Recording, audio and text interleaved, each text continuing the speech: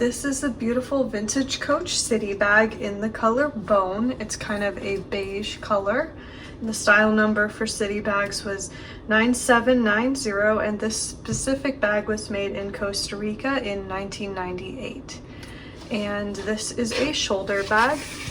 Comes with an adjustable strap. And I'll go ahead and show you the bag now. So here's the front. As you can see, it has a turn lock closure. Here's the side of the bag. And as you can see, it comes with the matching hang tag. And then here's the back of the bag, and it does come with a back slip pocket. And then when we go ahead and open the bag, it has another slip pocket here in the front.